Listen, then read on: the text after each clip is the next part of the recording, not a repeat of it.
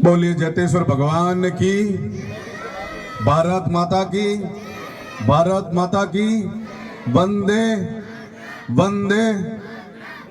आज ऐतिहासिक विद्यालय जटेश्वर धाम के इस वार्षिक उत्सव कार्यक्रम और विदाई समारोह के इस शुभ अवसर पर हमारे बीच में उपस्थित, जिनका सानिध्य हम सबको लगातार मिलता रहता है, ऐसे देवासी समाज की आस्था के केंद्र के गुरु गादी के महंत परम पूज्य पार्थाराम जी महाराज हमारे बीच में जिनको पिछले 20-25 सालों से शिक्षा के क्षेत्र में समाज कैसे आगे बढ़े, नशा मुक्ति को लेकर आंदोलन के रूप में जिनका हम सबको सदा सानिध्य प्राप्त होता है, ऐसे स्वामी विवेकानंद के स्वरूप हम सबके पूजनीय परम पूज्य तीर्थगिरी जी महाराज हमारे बीच में आज के कार्यक्रम के मुख्य अतिथि, हम सबके नहीं 36 कौम के आस्था के केंद्र राजस्थान सरकार के पंचायती राज और ग्रामीण विकास मंत्री श्रद्धेय आदरणीय ओटाराम जी देवासी साहब, हमारे बीच में उपस्थित पार्टी के प्रदेश मंत्री सम्मानीय सावलाराम जी, हमारे देवासी समाज के पहले आरपीएस सम्मानीय भंवरलाल जी, मेरे से पूर्व वक्ता आरक्षण संघर्ष समिति के रूप में लंबे अरसे तक काम किया आदरणीय मेहराराम जी, पिछली पंक्ति पर बैठे हुए सब मेरे अजीज भाई मित्र जो मैं सबको नाम से पुकारता हूं, लेकिन सबको सम्मानित मंच के साथ संबोधित करता हूं क्योंकि समय की बड़ी व्यस्तता है। और सामने विराजे देवासी समाज के वडील पंचों, अभिभावकों, मातृशक्ति,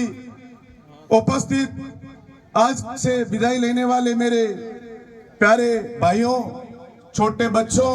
युवा साथियों, लंबे समय से आप बैठे हैं इस कार्यक्रम में। राजस्थान सरकार के मंत्री, आपके यहाँ के विधायक, सम्मानीय, मैं त्रुटि के साथ में कह रहा हूं, थोड़ा भूल हो गई है, हम सबके लोकप्रिय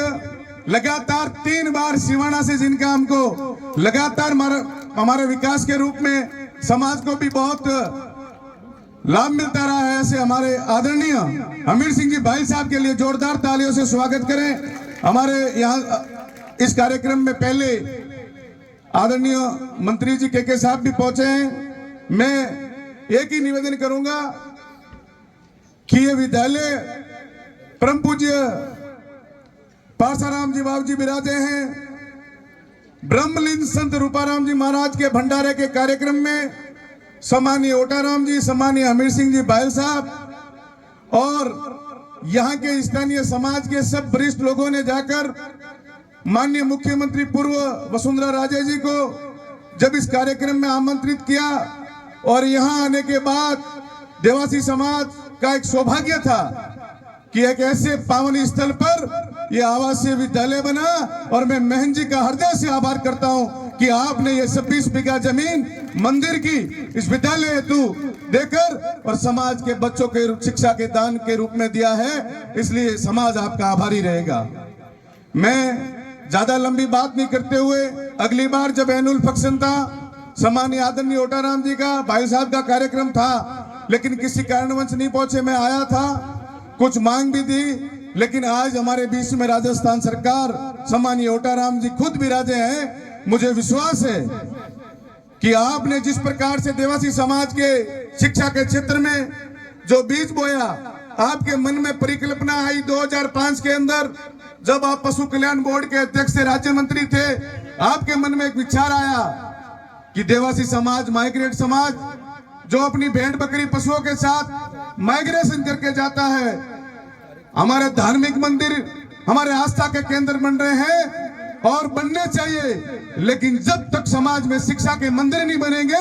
जब तक शिक्षा समाज का विकास नहीं होगा। मैं हृदय से धन्यवाद देता हूं कि आपने हरियाली से आवासीय विद्यालय की शुरुआत करके आपके हाथ से 10 आवासीय विद्यालय राजस्थान में देवासी रहबारी समाज को दिए।